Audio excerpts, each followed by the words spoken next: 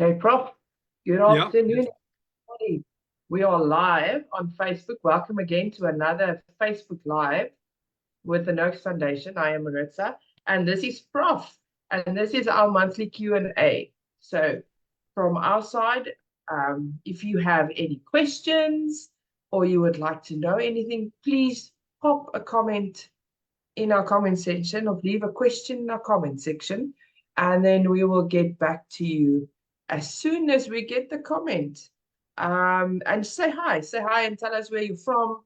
And we'd love to hear from everybody all around the world. So from our side, before we start with anything, we'd just like to give a quick two announcements. So from TNF side, from the Noakes Foundation side, we would like to ask you to join our exclusive community on the Patreon and unlock a world of exclusive content, insight, and perks. By registering, you will get in-depth articles and research over the low-carb lifestyle, behind-the-scene videos with our experts, live Q&As on specific burning questions and topics. We also recently posted Prof's lecture on our Patreon page for those members that are subscribed.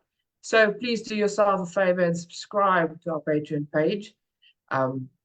You will not miss any of the action there. From Nutrition Network side, it is embark on a transformative journey into fascinating realm of metabolic psychiatry with the Nutrition Network's newest training, Metabolism and the Mind. The metabolic approach to treating psychiatric diseases launches on the 26th of June and currently 20% off until then. This comprehensive training will empower healthcare practitioners with the knowledge and expertise necessary to comprehend and address the metabolic complexities underlying mental health disorders, from mood disorders to addiction and neurodevelopmental conditions. Our esteemed speaker will dissect various facets of metabolic psychiatry and creating evidence-based strategies and diagnosis treatments holistic management. So we will pop that link. Sure, it's a mouthful. Prof, any word from your side? Anything you would like to share with us? Yeah, well, I'd just like to say that I'm finally totally committed to rewriting Law of Running, and I just started about 2 weeks ago, and it's going very well, and it's very exciting to get back to something that I haven't been touching for 20 years, because so much has changed, and now I must incorporate that new stuff and throw out the old. So it's been a very exciting process, and I'm looking forward to a lot of hard work over the next year, but by then it should be pretty much done in a year's time. But I'd forgotten how hard it is writing consistently on one topic. It's pretty hard stuff. Yeah, that's the one thing. And the other one is that I finally finished this major review, which we've been working on for 3 years, in which we look at essentially every study that's ever done on carbohydrate ingestion before or during exercise on performance. And we've collected 16 avenues of evidence showing how the carbohydrates work. Carbohydrate does improve performance, but it's not what you eat before exercise that's important. It's what you eat during exercise makes a massive difference. And what I was excited this last week, that when I started this review 3 years ago, I said, I'm going to be the first person ever to look at the blood glucose responses in all these studies. No one had ever bothered because they know it's not blood glucose that's important, it's muscle glycogen. So they look at muscle glycogen. So I looked at blood glucose and gradually accumulated the evidence. And in the end, it turns out that the best predictor of whether something will improve your performance, or carbohydrate ingestion will improve your performance, is whether or not your blood glucose level falls any level during exercise. And that I discovered only last week. So the best predictor in 70% of these studies, the best predictor, you only needed one predictor of what the outcome would be, one predictor. Now this covers all these different studies, hundreds of different studies. The predictor was if your glucose fell in the group that wasn't receiving glucose, that predicted that the performance would be impaired. Simple as that. Muscle glycogen didn't come into it, doesn't come into it, and anything else didn't come into it. So that was the final point, the 16th bit of evidence. And the other 15 are enormous. So the body of evidence is absolutely clear. Of course, convincing the world is not going to be easy because everyone is raised on the idea that it's all glycogen. And I was chatting to a student of mine, Habib Nurbai, who's very active with us. He's currently at Massachusetts Institute of Technology, which he tells me is the most famous university, #1 university in the world. So he was asked to speak, and he took some of these ideas and spoke.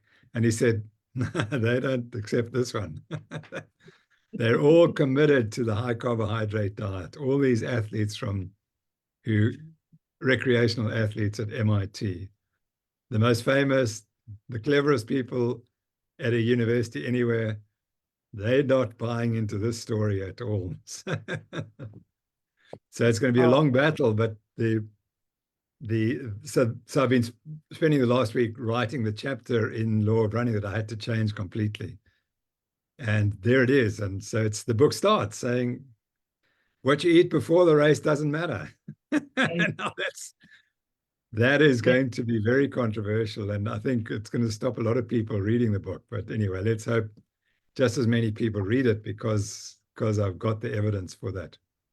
I don't even think they will not read it, Prof. Even if they just want to have evidence, so they will read it. It doesn't matter. So I'm just going back to our comment section here, Prof. We're just going to say hi to some of the people that is tuned in. Janice is here from Illinois, USA. Machadi is here from Midrand. Klaus Brooks is here from Brazil. Arthur McGrath is here. Wendy Moore is here. Karen Heath is here. Hello, Karen. So we've got an exciting lineup. So with the month of May, we had quite a fantastic media coverage regarding our hypertension. So, Prof, can you give us a little bit of insight about how they are blaming the wrong white crystal? Just a little bit of a view from your side about... Yeah. I try to explain it this way, that the medical profession has bought into the idea that a high-fat diet is what kills you. And so they're always going to explain everything that you've been eating a high-fat diet, so that's the problem. So when I was at medical school, that's what we were taught, that you had to eat a low-fat, high-carbohydrate diet, lots of cereals and grains. And of course, that was the 1977 dietary guidelines came along and promoted that idea. And from the instant those guidelines were accepted, obesity and diabetes went through the roof around the world. Now, the guy who taught me in my PhD at research was a chap called Lionel Opie, who ran the hypertension clinic at Groote Hospital. And I can tell you, he would never have asked the patients how much fat they were eating, or if he had, it would have been in a negative context. And he would have been promoting the so-called Mediterranean diet, which is slightly higher in carbohydrates, and it does allow some fat, but then it's got to be the right sort of fats, which we don't necessarily agree with. So that's the story. So he trained me. I got diabetes because I followed his diet. And then, of course, when I changed to the low-carb diet, I reversed that. So the problem has been that we've had the wrong diet, and that is ingrained absolutely in everything that medical students are taught and doctors are taught. And to stand up and say it's something else is sacrilege and causes you essentially to be cancelled. So I think the other point I made, actually, I must get back to this point, was that we were going along the right route at Stanford University. Gerald Raven was a professor of medicine. He started looking at why do people have high triglyceride levels in the bloodstream? And guess what? He found that carbohydrates were important. And he did a series of studies in the 60s and 70s in which they reduced the carbohydrate content, let's say from 300 to 150 grams per day. And he found that was beneficial. And then he said, well, maybe if we go lower. So he went a bit lower. And then he suddenly realized that the diet he was promoting was high in fat. And he chickened out. And the reason he chickened out was because the cardiologists at Stanford, who are very powerful, in medicine, cardiology is probably the dominant subspecialty. And they would have told him, you can't promote that diet because you're going to kill everyone. They're going to get atherosclerosis from the high-fat diet. And he backed off. And it's really interesting reading his book because he writes a book with dietary advice. And he fits directly in the middle. It's not high carbs and it's not low carbs. It's absolutely in the middle. And he explains why, because you can't eat too much fat. But if he'd only followed his nose and said, okay, this is what the evidence tells me, not what the cardiologists tell me. This is what the evidence shows. And the evidence shows that the more I drop the carbohydrate, the healthier the people become. If he'd followed that, he would have won the Nobel Prize and we would be in much better shape because he would have shown that the low carbohydrate diet is the way you reverse hypertension and diabetes. So anyway, to cut the long story short, he discovered the condition of insulin resistance. And so he described insulin resistance, but he didn't understand, and he stopped. He said insulin resistance causes these conditions, which is all the diseases we talk about, particularly hypertension, diabetes, etc. And he did some long-term studies where he measured people's insulin resistance with very sophisticated testing, and he followed them for 5 years. And those who had the most insulin resistance got the most cardiovascular disease. It was absolutely clear. But again, as I've indicated, he didn't go far enough, unfortunately. So my point is that we've actually known from the 1970s that hypertension is a feature of this insulin resistance metabolic syndrome. It's not a separate disease by itself. That's the point. Yeah. And I think that I made this point as well, that if you have an obese person, diabetic person, and you say, okay, we're going to treat you with these drugs to reverse your hypertension, they're wasting your time. You've got to address the whole picture. And that's the only way you're going to treat the hypertension is to get the weight loss, et cetera, et cetera. And that is done by cutting out the sugar, cutting out the carbs and increasing the fat. So that's why we blamed the wrong mechanism, the salt mechanism. That there's very little evidence that salt has got very much to do with hypertension. Oh, thank you, Prof. Thank you very much. So Denise asked, she wanted to know, she wrote us a very nice email saying she's preaching to the choir about the sugar and salt, but she wanted to know, what is your take on salt versus preservatives like MSG? Yeah, I think MSGs should be avoided if you can, because there's something about it in my head. It says MSG is not good, and I can't recall exactly what it was. But again, it comes back to processed foods. I think we're trying to promote the consumption of not processed foods. I think MSG stimulates appetite. I think that's probably one of the factors. There may be other factors. I mean, it's there for a reason. The food manufacturers try to make their foods addictive, and maybe MSG is one of the components of making the foods more addictive. Thanks, Prof. Stick with the salt food. Stick with the salt and avoid the MSG. Yes, I'm a very guilty pleasure of Aromat. Aromat is my favorite. It's very hard for me not to buy Aromat, which is the worst MSG ever. Yeah. From Arthur, he says, I am 71 and 3 months. I'm 71 and 3 months ago. I transitioned from eating a ketovore food plan to a carnivore one. My health markers are very good, but I've been stuck at the weight loss plateau, still needing to lose another 25 pounds after having lost 25 over the past 2 years. I am active with household projects and gardening, but do not formally exercise. I still do enjoy artificial sweeteners, i.e. stevia in sodas and jello.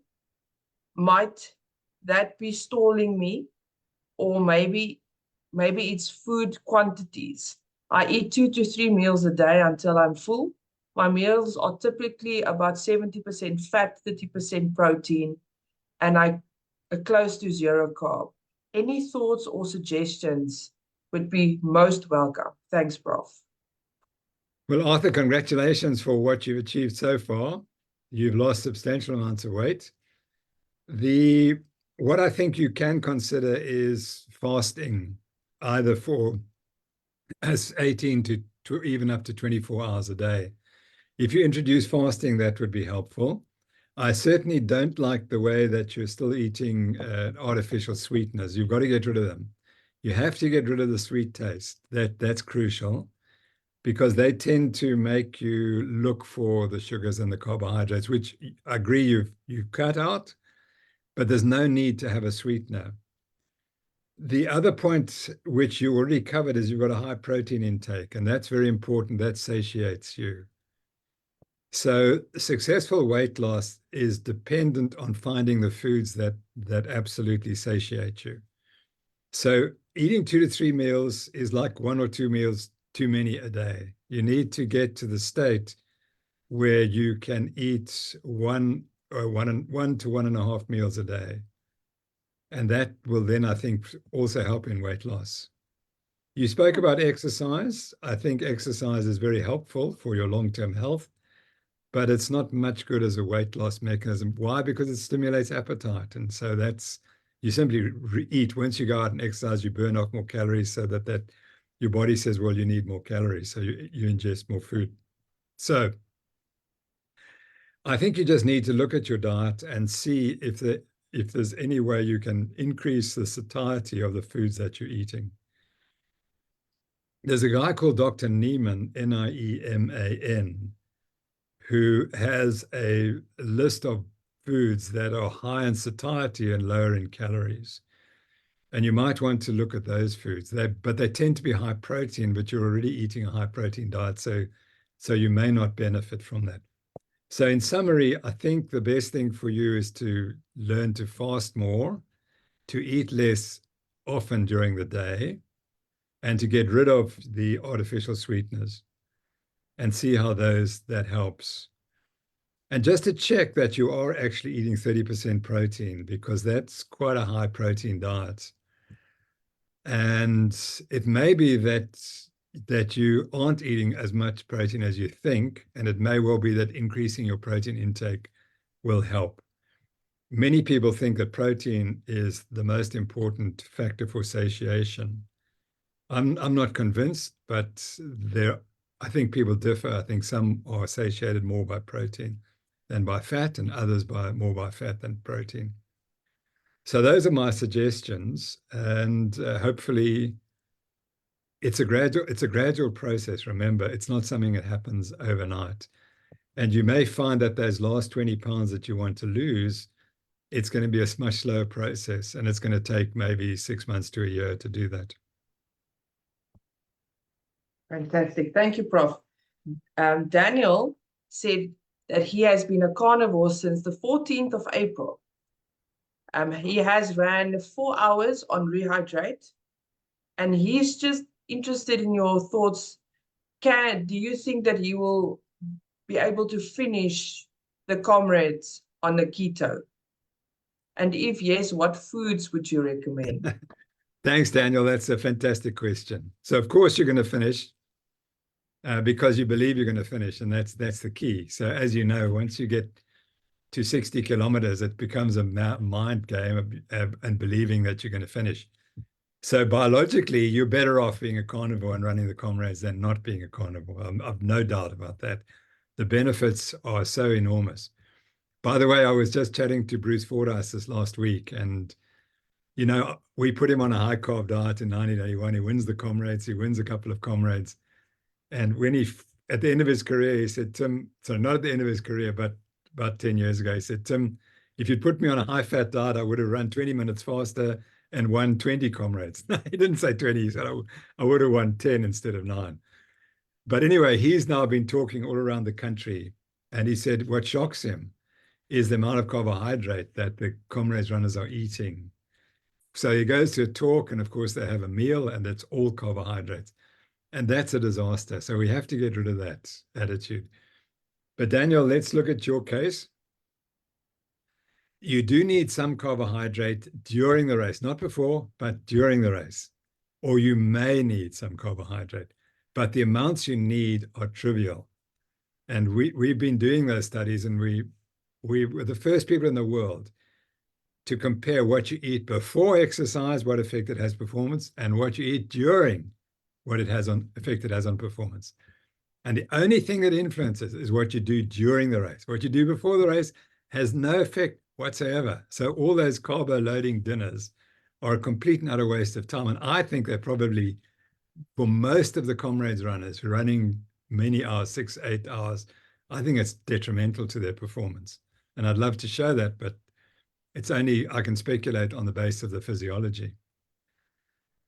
But you do need some carbohydrate. And what you might like to do, it's a bit late now, you can't do it. But if you were going back to training, you need to run a 40-mile run and see what happens to your blood glucose level. And as long as it doesn't drop very low, you're probably doing fine. All you need, I would guess, is 10 grams of carbohydrate an hour. So in the total comrades, let's say you're running a 9-hour comrades, you just need 90 grams, 10 grams an hour, which is a trivial amount. The guys who promote sports drinks and so on tell us we should have 90 to 120 grams per hour. I'm telling you, you need 90 grams in the entire race, a 9 to 10 hour race. So that's the one way, is just to find some carbohydrate after halfway and take in 10 or 20 grams an hour in the second half of the race. So when you reach Inchanga, you might start to think, okay, now I can take some carbs. And that can be in a sports drink if you want to, because that you just need 100 ml of a 10% solution.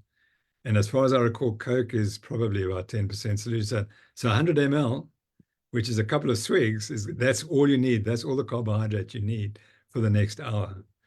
So that's one way of doing it, or to use the gels, because they provide about 25 grams. So you need half of them every hour, and you should be fine. The safety is, it's great, because if you start to feel that you're not running properly, you're not running well, and your mind is getting a bit confused, that means your blood glucose is falling. Or if you suddenly feel that your speed drops dramatically, those all can be markers that your blood glucose level has fallen. And that can be reversed. And within 10 minutes, taking the carbohydrate, within 10 minutes, you'll be fine. So I can assure you're going to finish the comrades, because now you've got all the information you require. And there's no way you're not going to finish. Even if you run out of glucose in the bloodstream, you're still going to finish, because now you're going to just take a bit of glucose and you'll storm off. The great story from the 1979 comrades, and I had these slides, unfortunately I lost them, was Johnny Halberstadt came into the race, and he was the best marathoner. He was the fastest marathon runner ever to run the comrades, and he was a sub 4-minute miler. So, I mean, he was an astonishing athlete. And everyone expected him to win the comrades, and I think it was probably the up run. And with 10 Ks to go, he started walking on the side of the road. And he said, I've diluted my body's salts, but he hadn't done that. He hadn't taken in any glucose. And there's a picture of him taking a Coca-Cola bottle and drinking it. You can see him, Coca-Cola on the bottle. And then 2 minutes later or 5 minutes later, he's suddenly up and runs again. And he speeds off and he almost wins the race. He just didn't win the race. So that could be you, Daniel, if you didn't take enough carbs. You just need to down that Coke and you'll be fine. Not that I'm promoting Coca-Cola, please. I'd rather you did something else than support that company. But anyway, that's my personal bias. Thank you, Prof. Thank you so much. So Gloss Brooks asked, she said, Prof, I am 52 years old and recently started my menopause. I am replacing hormones and after a year noticed that body hair is growing due to testosterone. I go to the gym 3 or 4 times a week and I'm lifting weights, like you said. My question is, if I supplement with whey protein, will I have the same results? My muscle tone is looking much better after I started HRT. Okay, hormone replacement therapy. Well, that's great. I think you're showing the benefits, and you should keep doing what you're doing. And what you're asking is, should you increase the protein intake? Yes, indeed. I think that's always beneficial because it replaces carbs, which you don't need, and that's good. And there's definitely a greater need for protein as we get older. And many of the problems with aging can be related to too little protein in the diet. That's because particularly older people, they go into old age homes and they stop eating protein because it's much cheaper to give them carbohydrates. So I think that you're on the right track, and you must continue to look for the proteins and keep up your training, which sounds excellent. So congratulations. It sounds like you're doing all the right stuff. Awesome. Prof, we had this question on Instagram. I saw you did a little answer there, but I felt I'm still going to share it here so that we can have a discussion. So Andrew said, I'm interested to know if it's better to drink a high energy GI energy drink when racing or an energy drink that is low GI. I am also interested to know your views on an energy drink containing fructose in general. Yeah, Andrew, generally we're not supportive of fructose because it's metabolized differently from glucose, and it influences liver function and liver metabolism, and is more likely to be stored as fat in the liver. So there's a condition called non-alcoholic fatty liver disease, and it's very clear that fructose is one of the key drivers of that condition, and that ultimately leads to insulin resistance and all the chronic diseases.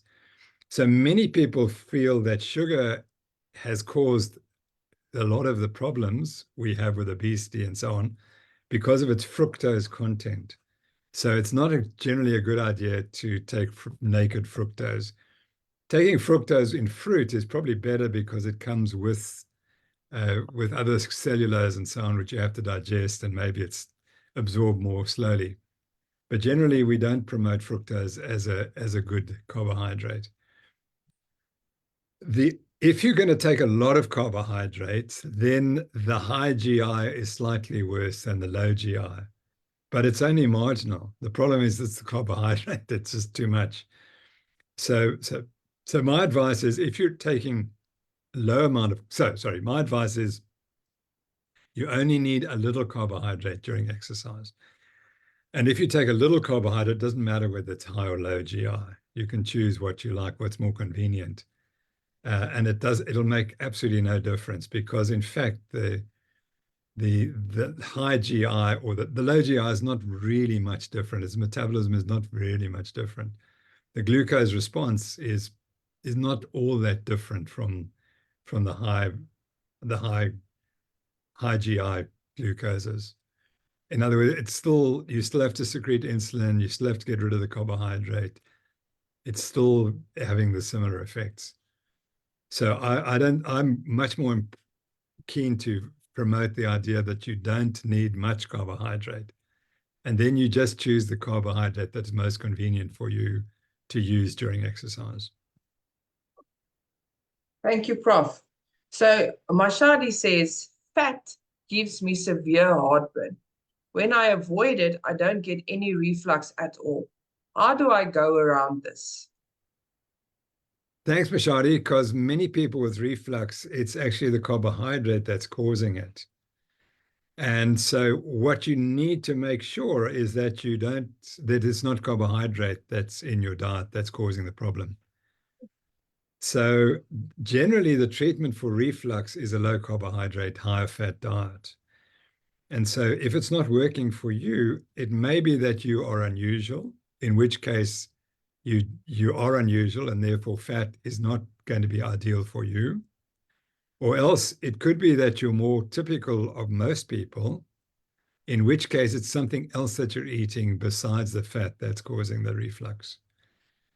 Just to remind you that the reason you get reflux is that the bacteria that break down carbohydrates, they produce methane. And if they are in the upper gut, near the stomach, that methane has to come upwards to your mouth and through your esophagus, and therefore you get reflux from the stomach into the esophagus as the methane goes into your mouth. So that's the mechanism for reflux. And it's definitely related to gas production from we usually say from carbohydrate. Maybe, do you have gas production from fat? I'm not sure, because that's not what has been described. It could happen though. We don't know everything. But I would look to your total diet, and it may well be that there's a small amount of carbohydrate that you're eating that is causing the problem. And I would first attempt to exclude all carbohydrate and see what happens. And if that doesn't cure you, then you've proved that it's the fat in the diet, and then you'll need to change the diet to a higher carbohydrate diet or remove specific fats that are causing the problem. So again, it's up to you to find it. I must tell you that many people have thanked me for telling them to cut carbs and eat more fat, and it's helped their reflux. And I was one of them. I had terrible reflux on the high carb diet, which disappeared on the high fat diet. But that doesn't mean to say that you're the same as everyone else. So keep looking for the answers.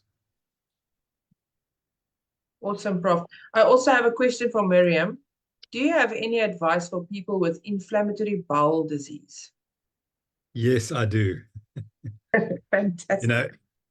Miriam, that's one of the diseases that is very badly treated because the cause is not treated properly. And I'm fairly certain that that bowel disease is due to nutrition. Something's in your diet is causing you problems. And the one factor is, I'm not sure if you're a vegetarian or if you eat lots of vegetables, but it's likely to be something in vegetables or in a particular vegetable that is causing you problems.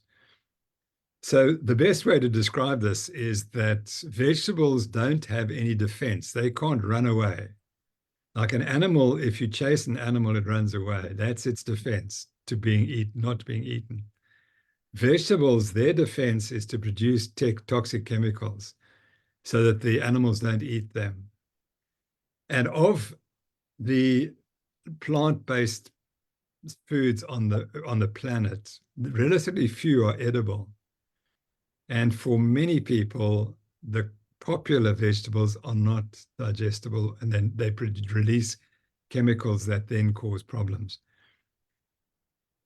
My advice, and this is extreme advice, but if you have irritable bowel syndrome, it's a difficult condition. It leaves you feeling lousy most of the time. My advice is to cut all vegetables material for a month. And therefore you go onto a carnivore diet and see what happens. And many people would say, but I can't do that. I'm not prepared to stop eating my vegetables for religious or whatever reasons.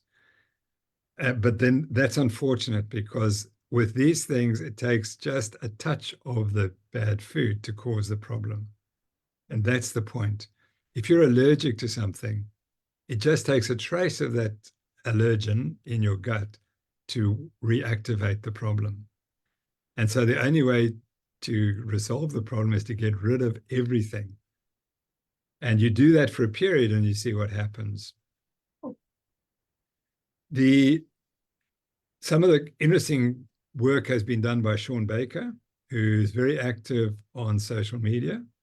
His mother is a South African, but he lived in America and is an orthopedic surgeon.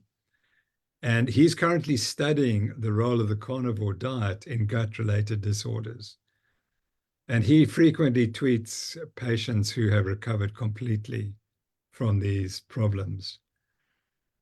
The other person is Michael Peterson, and she reversed her ulcerative colitis, which is one of the worst possible conditions, on this diet. So if you have ulcerative colitis, the risk is you're going to lose your gut. She had autoimmune disease. She had various destruction of various joints. And she realized, she eventually said, well, I either die or I find the cause. And she discovered that by changing completely to the carnivore diet, she cured her problems. So that's my advice. It's a nutritional problem. Find out the allergen that you're eating and then remove it and you'll be cured. But the most suspect is going to be of vegetable or plant-based origin. And so you have to search very carefully for that. And best of luck, because the results can be spectacular. Thank you, Prof. So Richard asked, he said, good day to both of us. Hearing the question about carnivore diet, his question is, why do carnivores not suffer from a vitamin C deficiency? You mean, does he mean human carnivores? Yes, he says the carnivores not, or why, Prof, why do carnivores not suffer from a vitamin C deficiency? I think I know who Richard is. He's always asking the difficult questions because he thinks about them. Because there must be enough vitamin C in the foods that they're eating. There is some vitamin C in meat, and it might be just enough.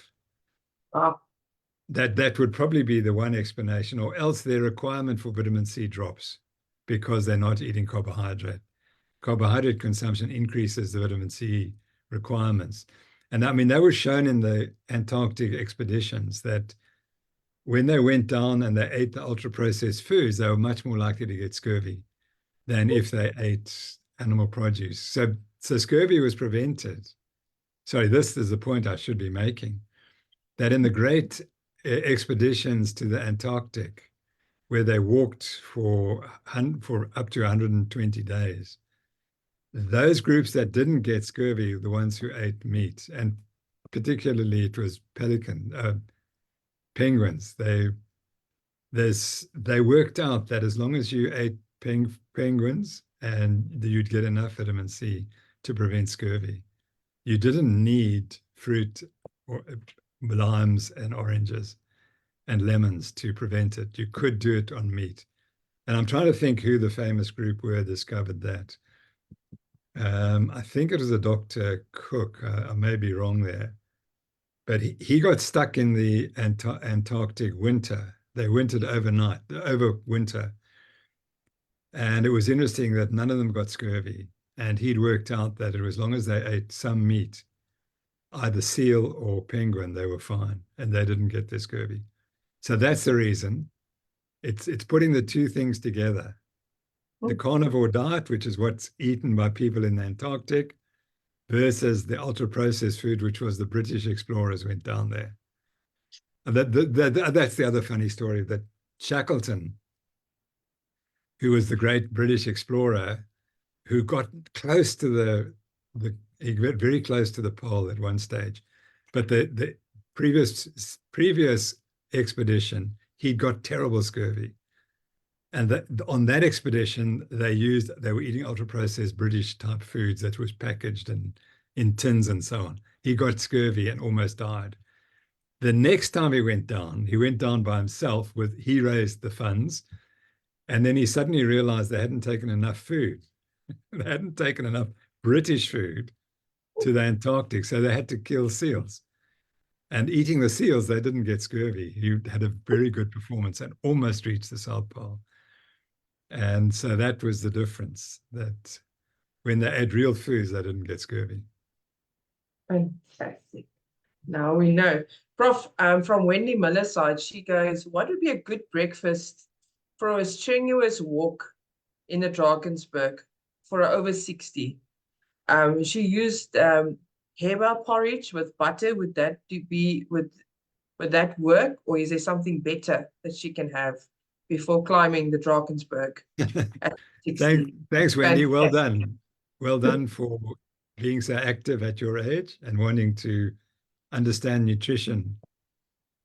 So porridge is fine, and that would be perfect, but you can actually eat anything you like. That's the point.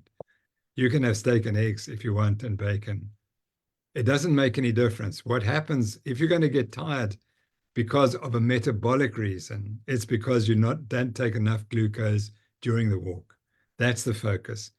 It really doesn't matter what you do before, but once you're in the walk, you do need a little bit of carbohydrate. So I'm not sure how many hours you're going to be walking for on any day, but you may well stop after 2 to 3 hours. I think you might well stop and eat some carbohydrate. It's the only time I'll encourage you to eat carbohydrate. And that could be anything as simple as a banana or a sandwich, some bread, something like, or chocolate or some sweets. That would be all you need.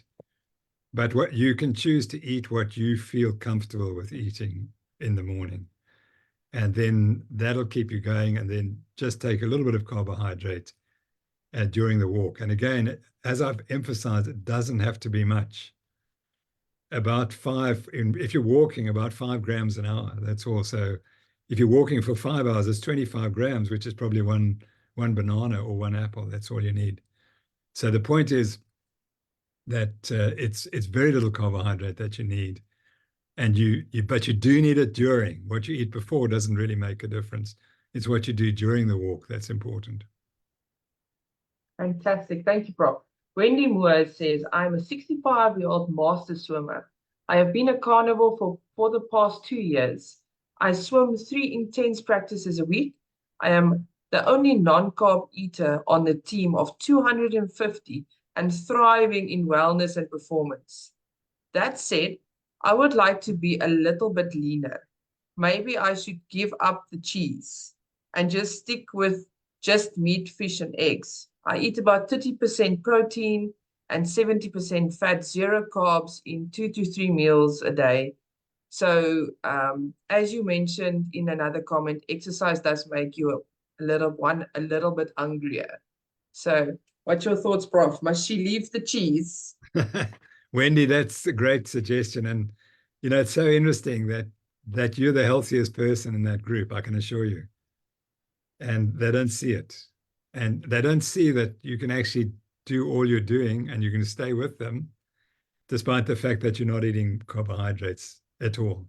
And don't they question that? Anyway, to be leaner, yes, I think you have to cut a bit of the fat and increase the protein. And we used to say, according to old ideas, that once you get above 30% of protein, that's going to be toxic. But I've seen people eating 60% protein. So it may well be that's important for you, is to increase your protein intake. I believe that there are a group of people, from observing, that they need a much higher protein intake than average. So we might say 30% is the maximum for most people. But I think there are some people who might need to go to 40 to 50% protein to get satiety and to regulate their body weight.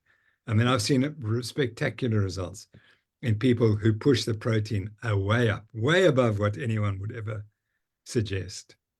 So I think you're on the right track. And I would just replace 10% of your calories, take the cheese out, and find more protein in the diet. The problem with protein is difficult to find it without the fat. And fish is one of the best ways of increasing your protein intake without increasing the fat intake. And low-fat cheese is also a way of doing it. But that's something that most people we eat cheese to get the fat.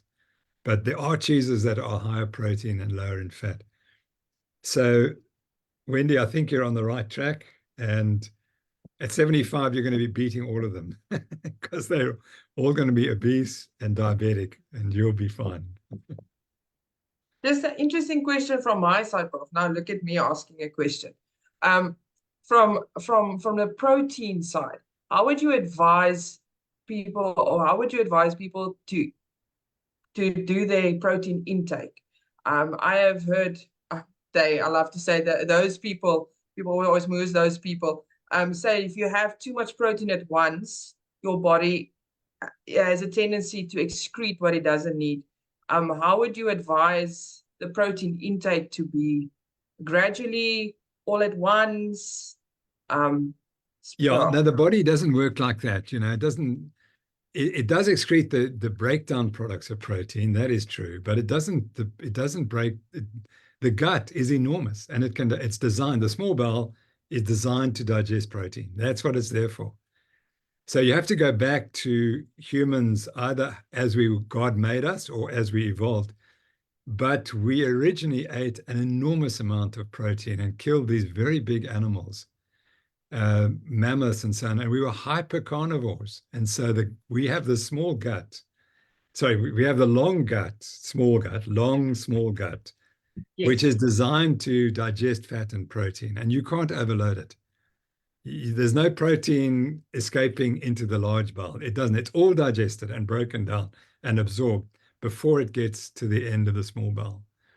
The large bowel is where you store bacteria to break down the cellulose, which is part of the vegetable plant-based foods. And that's almost the reason we have a large bowel, is to absorb a bit of water that gets past the small bowel, but it's also to provide a home for bacteria to break down the cellulose that humans can't digest. No one, cows can't even digest it. So cows evolved this, and particularly gorillas and chimpanzees have this enormous gut because that stores bacteria which break down cellulose and produce saturated fats. So no, there's no way you can overpower your gut. You can stick all the protein you like and it'll break it down. And that's the story there. You can't overload on protein. Yeah, no, that's very interesting. Yeah, from my side, I do a little bit of weightlifting, so sometimes I struggle with my protein because I always was under the impression you can't have all of your protein at once or have it Yeah. in a certain amount of time. So I also fast, so it's No, very yeah, very interesting. there's no way your body will stop you eating too much protein long before the gut reaches its limits. In other words, your satiety, it'll turn off your satiety and you'll stop eating long before you run That's out of gut fantastic. space. I'm going to post I'm this not there. aware, I'm not aware of any experiment where they've said, okay, let's see if we can load the gut so much with protein that you can't digest it. I don't know that anyone's done those experiments, but they Oh, couldn't. oh, There's famous studies in the Vermont, a guy called Sims and I forget the other guy. They did studies in Vermont, the Vermont prison, and they wanted to make people fat. So they said, well, prisoners, I mean, it's fantastic. We can feed them all they like. And they tried to get them fat on meat. They couldn't do it. They said the guys just couldn't eat all the meat they offered them. they got satiated before they got obese. oh, Yeah. and And I they've described how difficult it is to put on weight. Actually, if you're like that, if you're that type of person, if you're naturally lean, they could feed these people as much as they liked, and they just stopped eating. They couldn't cope with it. They became satiated, and the wow, meat was what really satiated them. that's fantastic. Thank you, Prof. Thank you. That's very interesting. Also very helpful, especially in my quest to eat enough protein. Um, from Jason, Prof, he asked, does ivermectin, Ivermectin, prevent diabetes? Yo, that's a great ivermectin. Is that what it sounds Yes, like? I think so. Yeah. Yes, Iver, yes. Jason, ivermectin is one of the most incredible drugs in the world. And as you know, it prevented 85% of people with COVID from having a bad outcome. But it was banned globally for various reasons, which were a disgrace, because they wanted to make sure everyone was vaccinated rather than using ivermectin. But now the truth's come out that ivermectin is the most effective treatment for so-called COVID. I use the word so-called COVID because I'm not convinced we actually know what COVID is and it's properly diagnosed. But anyway, that's the first thing. The second thing is there are studies showing that ivermectin plus some other drugs can reverse cancer, can cure cancer in some patients. So that there's a whole role for an evolving role for ivermectin in cancer.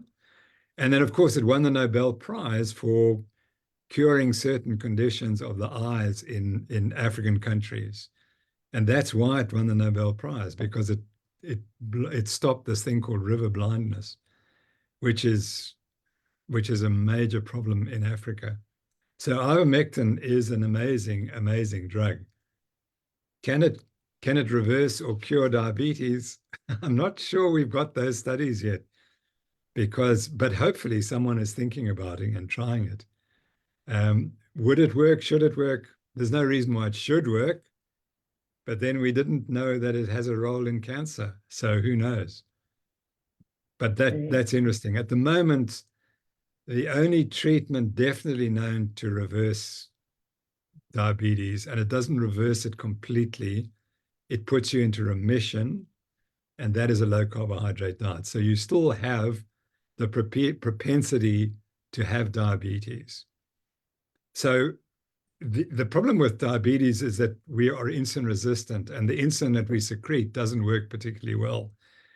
And one of the real problems, which I don't think people focus enough on this, is that when you take carbohydrates, you secrete different hormones, and when you're fasting, you secrete the other hormones. So insulin and glucagon are the two key controllers of your blood glucose level. When you take carbohydrate, you secrete insulin, and you inhibit glucagon. You have to inhibit glucagon because glucagon does the opposite. Glucagon tells the liver to release glucose. And the only way humans can regulate their blood glucose levels is if these two mechanisms are tightly linked, and they work absolutely 100% together. So the minute insulin is being secreted, the glucagon has to stop secreting, instantly stop secreting, or else you're just going to have the problem. And similarly, when insulin stops being secreted, glucagon needs to be secreted. And I'm fairly convinced that what really happens in diabetes is that this gets out of sync. And so your insulin no longer affects the glucagon, because it's the insulin that inhibits glucagon secretion. So the glucagon continues to be secreted. And the reason this is not really well known is because there's no real blocker for glucagon. So we can replace insulin, but it doesn't help that you replace insulin if it doesn't work as the way it should. So that's the problem. You need to have a blocker for glucagon. And I suspect that would be a very effective treatment if one could do that, because that's the primary deficit. Many people say that when you're insulin resistant, your muscles don't use glucose. That's not true. Diabetic patients' muscles use glucose quite well. The problem is they can't stop the glucose getting into the bloodstream because of glucagon. So if ivermectin was to improve the function of insulin acting on glucagon, it might be able to cure diabetes. So in summary, people like myself who eat no carbohydrates and who exercise and burn up the glucose that our bodies are producing, but we're still producing too much glucose. That's the deficit. We're producing too much glucose. And try as we can't get it out the system. However much you exercise, you still can't get it out the liver. Overnight, the liver says, oh, you're not exercising now, I'll secrete glucagon, and you'll produce too much glucose overnight, and your blood glucose is elevated in the morning. That's a very simplistic approach, but there's much in it. And what I'm trying to say is that in diabetes, there's a fundamental breakdown in the control of the two hormones that regulate the blood glucose. And you can do what you like.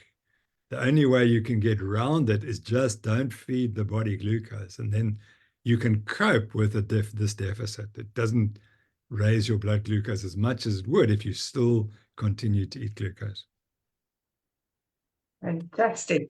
Thank you, Prof. So Wendy just gave us a quick reply. She says, thanks for your feedback, Prof. My swimming teammates think I'm crazy not eating any carbs or carbo loading before and after an exercise, but they can't argue with my wellness, performance, and body composition at the moment. So that exactly. is So I spoke about Bruce Fordyce, and he was saying he was speaking to the clubs. And, you know, when you just watch the comrades in a few weeks' time, when they're just watch the people coming in at 9, 10, 11 hours and see how much extra weight they're carrying. And they've got to carry it for 90 kilometers. And, you know, they'll buy shoes that are 100 grams cheap, less weight.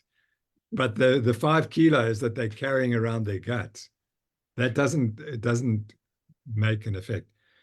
So it's terribly sad that the people don't understand. So here I'm writing Law of Running, and I mean the first part of the book says you don't need carbohydrates. So how many people are going to buy the book? But it'll take time. Yes, And so Wendy, just keep being a good example. The other lovely story I have is the Indian consul in Cape Town became a great friend of mine. He's now left. And of course, he was a vegetarian when he came, and he started running, and he read some stuff and saw what I'd written. And he says, so tell me about this low carb diet. So we got him onto a low carb diet, which is for an Indian is amazing because they eat a high vegetarian plant-based diet. And he became increasingly more adapted to a meat-based diet. And he ran the comrades with locals, and he left them behind. He totally left them behind because they were telling him, oh, you're not eating enough carbs in your training. And what about carb loading and pasta and so on? And in the end, he trained less than them and beat them all. So that made me, and none of them questioned, gosh, maybe this diet's not so bad. Fantastic, Prof. I see Daniel that asked about the carnivore being carnivore since 14th of April posted his question. So Daniel, you have to go look back in the video. Prof, send your reply. You should just go rewind after this live. Karen Heath asked, is there a specific date yet set for the book launch or not yet? Karen, you know how long it takes. You know, I think I'm working on a 2-year schedule because I don't want to pressurize myself. And I want to make it perfect because this is going to be the last time I ever write it. And so I don't think it'll be out within 2.5 years. But I can tell you it's going to be worth waiting for because it's really going to put down the story. Or I understand carbohydrate metabolism. I finally do understand it. And with some humility, there are not many people who understand carbohydrates and exercise in the way I do. And why? Because I've been studying it for 40 years. I have a letter to the New England Journal of Medicine in 1983. And Karen, that was from one of our very first honors students. Karen was an honors student and a PhD student with me. But so she understands the honors course. And in 1983, we were already studying carbohydrates and hypoglycemia in marathon runners. And I wrote a letter to this in New England Journal of Medicine because there was an article which I didn't agree with. And so that's how long I've been in the field. And so I've been through, because in 1983, it antedated. It was before the growth of the sports drink industry. And when the sports drink industry came along, it changed everything. We forgot everything that had happened before 1983. And it was completely replaced with this high carb madness that you had to have lots of carbs. And so I was there before that, and then with this. And then I wrote the book Waterlogged, which, as you know, attacks the idea that you must take lots of water. And with carbohydrates, it's exactly the same. They're overemphasizing carbohydrate. And the end result will be not helpful for everyone, or in fact, for very many people. I developed type 2 diabetes eating that diet. And I was thinking again this morning, the most famous Olympian of all time, Stephen Redgrave, he won 5 Olympic gold medals. I mean, 5 consecutive Olympics. He was an oarsman, develops type 2 diabetes, and is not in good shape, and he's not eating a low-carb diet. So the exercise didn't help him. You know, how many people train as hard as he has in his life? Bruce Fordyce will tell you that he developed insulin resistance despite the fact that he's run well over 100,000 miles in his life. And he's probably run more marathons and ultra marathons than anyone else alive at the moment. He still became insulin resistant. not to my state where he developed type 2 diabetes, but he got insulin resistant. So the insulin resistance can't be prevented by exercise, and it's definitely worsened by the diet that we've advised. So Wendy is at zero risk of developing type 2 diabetes. And amongst those 250 swimmers she's swimming with, I'd love to test some of them, and you'll see that some are already pre-diabetic. Prof, I see our time has done. Again, we still have, I'm going to add all these questions to our next one. We've got a few extra. So Hanley the Brain asked and said, can we do a session focusing on nutrition and for extreme athletes like Ironman and ultra marathons? Many of these people got lots of questions that they need to ask you. So I think maybe our next session should be extreme sport and nutrition. That'll be a pleasure. Yes. Because by then I'll have got even more evidence, just to make the point that for the longer the distance, the more benefit you get from this diet. At the marathon, I don't think you find much difference. Well, sorry, scientifically, no one has ever shown a difference between two different diets, high carb versus low carb. No one has ever shown a difference in performance. The problem is we can't do laboratory studies of events lasting more than 4 or 5 hours. The guys get bored and they don't perform. You only perform properly in a 4-hour race if it's in a real race. So it can never really be properly studied. And that's the reason why we'll never actually prove that this diet is better than a high carb diet. But biologically, the physiology is very clear. The longer the distance, and once you get out 5, 6, 7 hours, the high fat diet has to be advantageous. There are so many ways in which it's advantageous as compared to trying to scoff in 50 or 60 grams of carbohydrate every hour. There have to be differences, but we won't be able to study them. So I'm very happy to speak about that and spend more time on it. It will be fantastic. Prof, from my side, thank you so much again for your time. We enjoy having you here and answering all these fantastic questions to our viewers and all the fantastic comments that we got today. Thank you for joining us. And then we will see you soon on our next live. Thank you, Prof. Have a good day. Bye. Thank you so much. Bye-bye.